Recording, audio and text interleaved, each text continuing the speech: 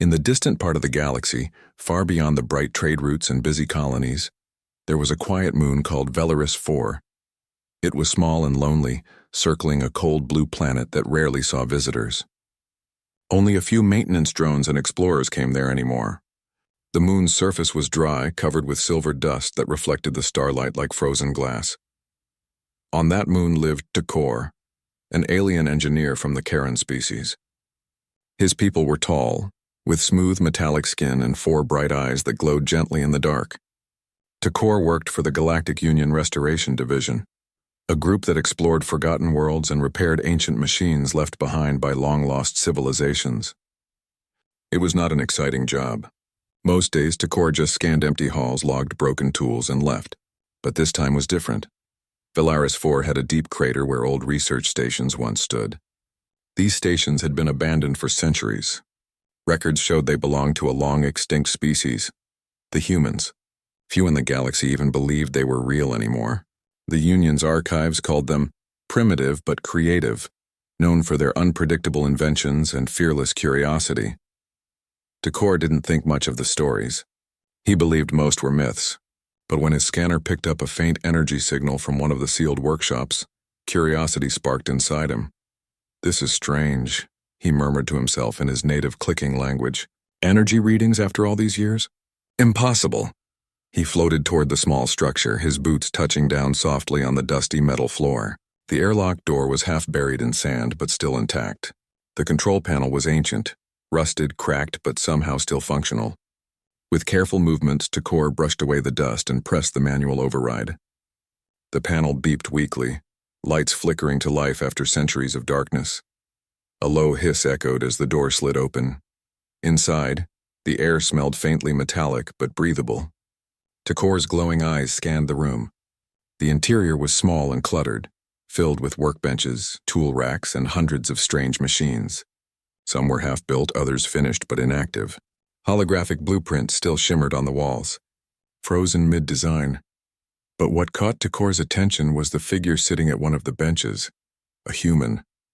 The being was slumped forward, head resting on folded arms. A short layer of dust covered his shoulders and the metal table beneath him. He looked peaceful, almost like he had simply fallen asleep after a long day's work. Takor froze, unsure what to do. His scanner blinked red, then green. The reading was clear, life detected. That cannot be," Takor whispered, stepping closer. He extended a sensor arm from his backpack, aiming it at the figure. The readings were undeniable: stable heartbeat, normal temperature, and faint energy patterns surrounding the body. Takor felt a mix of fear and amazement. Alive after all this time? He studied the room more closely. The machines seemed designed to keep the environment stable. A faint hum from a small generator provided warmth and light. An oxygen purifier in the corner blinked steadily. It was all working together, quietly protecting the being for centuries. Takor approached carefully. The human was smaller than expected, with soft features and short brown hair streaked with gray. His hands were calloused, showing years of work. Beside him, a cup of dried liquid and a notebook lay open. The handwriting inside was uneven but expressive, full of sketches and notes about engines, energy crystals, and something called the Starlight Core. The alien brushed his hand over the pages gently. "So humans really built all this?" he whispered. "Not myths after all." A quiet sound broke his thoughts. The human stirred slightly. His head lifted and tired eyes blinked open. For a moment, confusion filled them. Then he smiled softly. "Oh, visitors," he said, voice weak but warm. "That's new." Takor stepped back in shock. The translator chip in his ear quickly matched the language. You are awake. You are human?" The man sat up slowly, rubbing his neck. "Last time I checked, yes. Name's Dr. Eli Ward. Who are you?" "I am Takor of Karen. I thought your kind was gone for ages."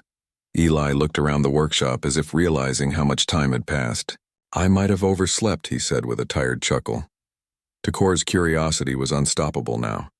He asked 100 questions at once. How long had Eli been here? What were these machines? How did he survive? The human listened, smiling faintly at the alien's excitement. "It's a long story," Eli said, "but the short version, I was part of a project to test deep-time stasis. Something went wrong. The system didn't wake me up when it should have. He gestured around. Looks like my machines did their job a little too well. Tekor looked impressed. You slept through centuries. The galaxy changed many times since your people disappeared. Disappeared? Eli frowned. You mean humans? There are no records of living humans anywhere in the Union. You may be the last. For a moment, silence filled the workshop. The machines hummed softly, and the faint blue glow reflected in Eli's thoughtful eyes. The last one, he repeated quietly. That's a lot to take in. Tekor shifted awkwardly. You have become a legend, Dr. Ward. The stories said your people built wonders with limited means, that you reached the stars before anyone else dared. Eli gave a small, bittersweet smile. That sounds like us, all right. Stubborn and curious. He stood slowly, stretching stiff limbs. So, what year is it now? Tekor told him the date, and Eli blinked in disbelief. 2,000 years, he murmured. I've been asleep for 2,000 years. He walked to a nearby machine and brushed off the dust. Well, at least my reactor still works. Guess I didn't waste my time building it. Tekor followed him, watching with fascination as Eli checked the systems. His hands moved with confidence and purpose. Every switch and lever made sense to him, even after centuries. It was like the machines trusted him. You built all of this alone? Tekor asked. Eli nodded. Before the experiment, yes. I wanted a place where I could work without interruption. Never thought it'd become my tomb, or my time capsule. Tekor tilted his head. You could help us understand ancient technology. Your knowledge might change everything. Eli laughed softly. I'm just an engineer, my friend. But if there's work to do, I'll do it.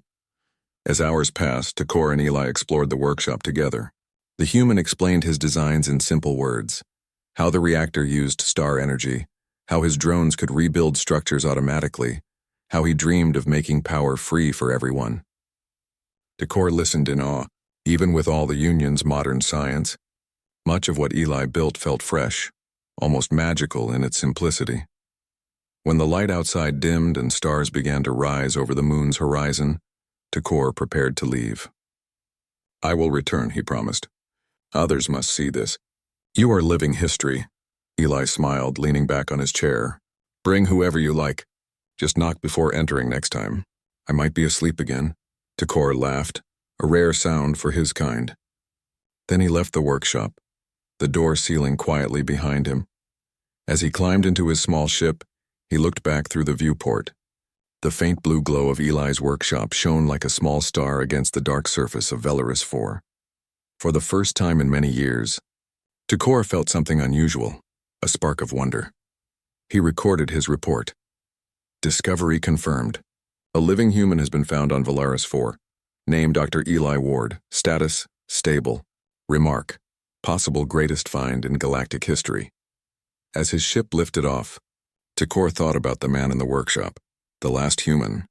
Surrounded by the things he built with his own hands, maybe, he thought, the stories about humans were true after all. It had been 3 weeks since Tekor first found Dr. Eli Ward, the last known human in the galaxy. In that time, Velaris 4 had become more alive than it had been in centuries. What was once a silent moon now echoed with the hum of ships, scanners, and the curious chatter of scientists from every corner of the Galactic Union. The small workshop where Eli had slept for 2,000 years was now the center of attention. Drones floated around it, recording every surface, every tool, and every strange invention that filled its shelves. Engineers studied the place like it was a sacred temple. But through it all, Eli seemed calm. He didn't act like a relic from history or a celebrity. He worked quietly, fixing broken tools and guiding anyone who asked him questions. Sometimes he even laughed, especially when Tekor grew too excited over simple things. Your people really study everything, Eli said once, tightening a bolt on a hovering drone. Even my old screwdriver has been scanned 3 times. Tekor looked embarrassed, his 4 eyes blinking in sync. Forgive us, it is unbelievable that such simple tools could survive, and that you still remember how to use them. Eli smiled. Tools don't change much. Hands still need something to hold no matter how advanced the world gets.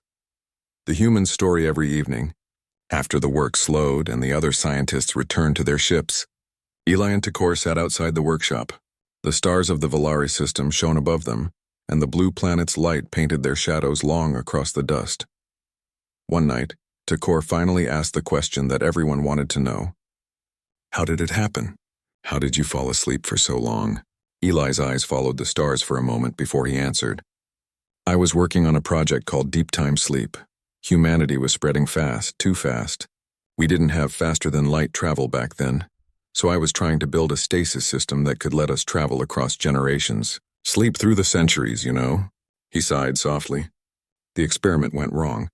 My prototype was stable, but something interfered with the timing. The failsafe kept me alive, but it didn't wake me up.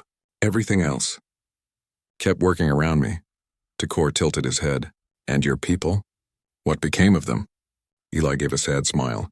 That's what I want to know. When I went to sleep, humans were building colonies on nearby systems. We dreamed big, sometimes too big. Maybe we lost our way. Maybe we went further than anyone else. Or maybe, he looked at the stars again, we just ran out of time. Takor didn't know what to say.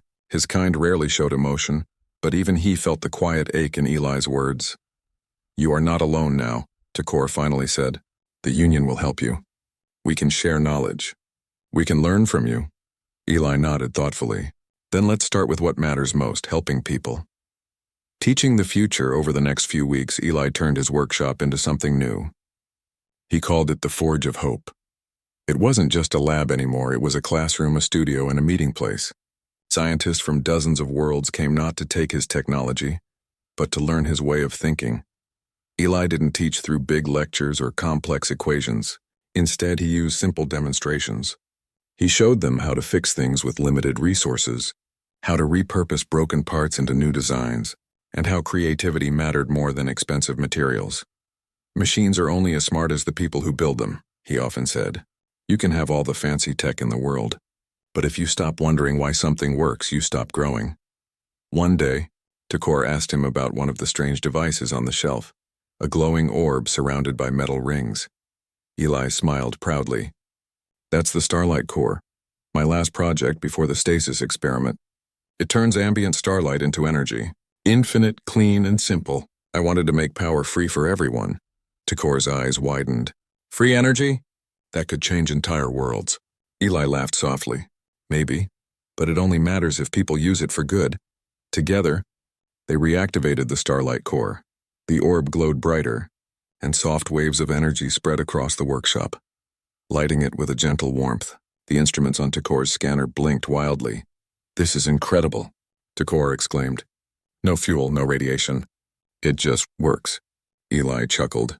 Sometimes the best ideas are the ones that seem too simple to be true. A new kind of inspiration. Soon, the news of the awakened human reached the Galactic Union's core worlds. Delegates, scholars, and inventors visited Velaris 4, eager to meet him. Some offered fame, wealth, or political power. Eli politely refused every offer. I'm not here to be remembered, he said one day when a reporter asked him about his legacy. I'm here to help others remember what they can be. That single line spread across the Union faster than any transmission before it. It appeared on banners, screens, and classrooms. Remember what you can be. Eli's humble workshop became a symbol of hope.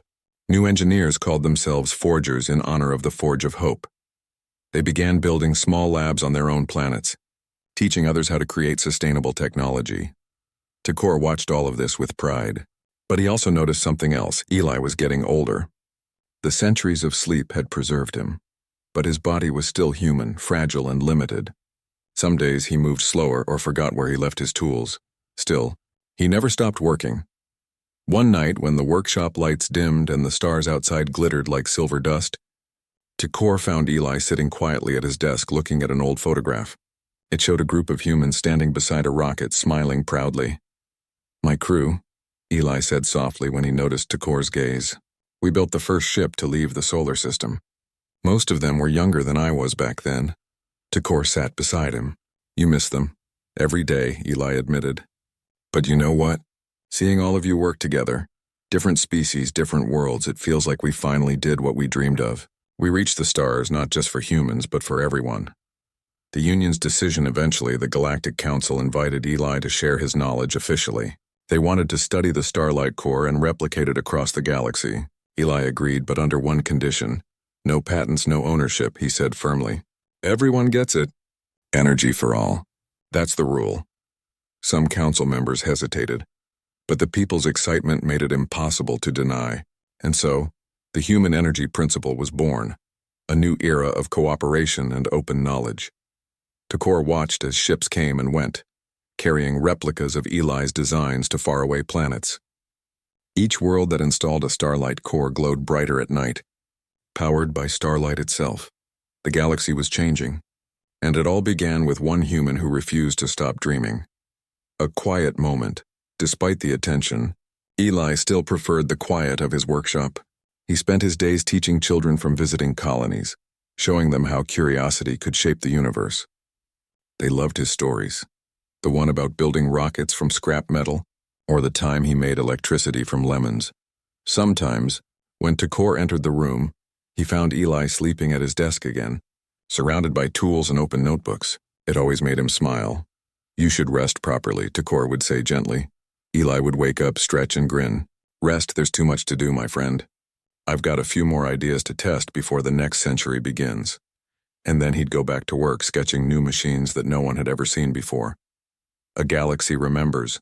Months turned into years. Velaris 4 became a beacon of learning. The Forge of Hope grew larger, its walls lined with blueprints, prototypes, and messages from countless worlds thanking the man who changed everything. Eli had become a living legend, but he never acted like one. He ate simple meals, slept in the same small cot, and greeted every visitor with the same warm smile. Tekor often wondered how a being so small, so fragile, could inspire an entire galaxy. But every time he looked around the workshop, the light, the laughter, the new inventions, he understood. It wasn't power or knowledge that made humans great. It was their heart, their refusal to give up, their hunger to build something better even in the face of time itself. And as Tekor watched Eli adjust another glowing circuit, he thought, this is what the galaxy had been missing. Not just a human, but humanity itself. The Forge of Hope had become one of the brightest places in the galaxy. What once was a quiet moon called Velaris 4 now shone with lights from hundreds of new workshops and laboratories. Ships came and went every day, bringing students, engineers, and dreamers who wanted to learn from the last human, Dr. Eli Ward. From orbit, the moon looked alive, its surface glowing softly like a pearl under the stars, and at the center of it all stood the old workshop, the same small building where Eli had once slept for 2,000 years. Inside, the air still carried the faint scent of metal and warm light. The same tools hung on the walls and the same hum of machines filled the room. But now there were voices, laughter, lessons, and the quiet sound of creation. Eli walked among the workbenches, slower than before but still full of energy in his eyes. His hair had grown whiter and his steps were careful, but his hands were steady. Around him, young students from across the galaxy worked together. Different species, different colors, different worlds, all guided by his simple lessons. "Remember," Eli said, smiling as he watched two students argue over a design, "the goal is not to prove who's smarter. The goal is to make something that works for everyone." The students laughed and went back to their work. Tekor stood nearby, recording the session for the archives. He had been at Eli's side from the very beginning, and though he had seen many strange and wonderful things since, nothing amazed him more than this: how one human's kindness and curiosity could unite so many hearts. A galaxy transformed in the following years. Eli's inventions had changed everything.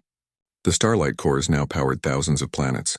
Cities that once depended on heavy fuel now ran clean and bright. Poverty on many worlds began to fade as free energy brought new hope. But the biggest change wasn't just in technology, it was in the people. For the first time in generations, the species of the Galactic Union were working together without competition.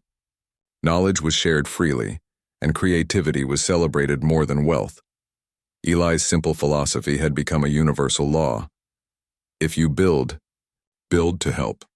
Across the galaxy, that phrase was engraved on walls, screens, and monuments. People called this new era the human renaissance, though Eli always laughed when he heard it.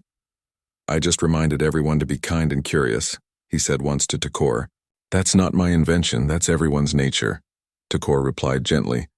"Perhaps, but sometimes it takes one spark to relight a forgotten fire." The final invention one morning. Tekor found Eli sitting quietly by the main window of the workshop. The human was watching the sunrise over the crater where it all began. "Beautiful, isn't it?" Eli said, his voice soft. I never get tired of seeing a new day start. Takor joined him. You have seen more change in a decade than most beings see in their whole lives. Eli chuckled. I suppose that's true, but I think my time's almost up, my friend. Humans weren't built to last this long. Takor's eyes dimmed slightly. You still have so much to teach. I've taught what I could, Eli said kindly. Now it's your turn. All of you. He stood and walked to his desk, where blueprints covered the surface. The lines and sketches formed something new, a large, elegant structure that looked almost like a star itself. What is that? Takor asked. Eli smiled. My last project. A beacon of memory. A tower that will store every bit of knowledge we've created here, so no one ever forgets again. It will send light into the sky, a light that never fades, a reminder that progress should always be shared. Takor was silent for a long moment, then said softly, You truly are one of a kind, Dr. Ward. Eli grinned. No, Takor. I'm just human. That's enough. Building the beacon over the next few months, the entire moon worked together to build Eli's final design. The beacon of memory rose higher and higher, made from the same silver alloy Eli had invented centuries before. Its base was filled with data crystals, records of every invention, every lesson, and every dream shared at the Forge of Hope. At the top was a single starlight core, glowing with pure energy. When activated, it would shine brighter than any other structure in the Union, sending a signal of unity across the galaxy. Eli supervised every stage, though his health was slowly fading. His voice grew weaker and he often had to rest, but his spirit remained strong. The students adored him, and Takor never left his side. One night, while the tower's final segment was being installed, Takor noticed Eli staring at the stars again. Do you ever wish you could have seen your own people again? He asked quietly. Eli smiled faintly. I think I have. Every face I see here, every person building, sharing, learning, they remind me of what humans used to be. Maybe that means a part of us never really disappeared. The light that never fades. The day of the beacon's activation arrived. The entire Galactic Union tuned in to watch. Ships filled the sky above Velaris 4, circling like shining petals around the moon. At the center of the crowd stood Eli, wearing his old work jacket, its sleeves worn and patched. Takor stood beside him, carrying the control tablet that would start the beacon's light. Eli looked around one last time. The faces of every species stared back. Young and old, mechanical and organic, all united in silence and hope. This isn't my light, Eli said, speaking into the microphone. It belongs to all of us. Let it remind everyone that knowledge, kindness, and courage will always outshine fear. That's what being human truly means. Then he nodded to Takor. The Karen engineer pressed the button. The starlight core flared to life.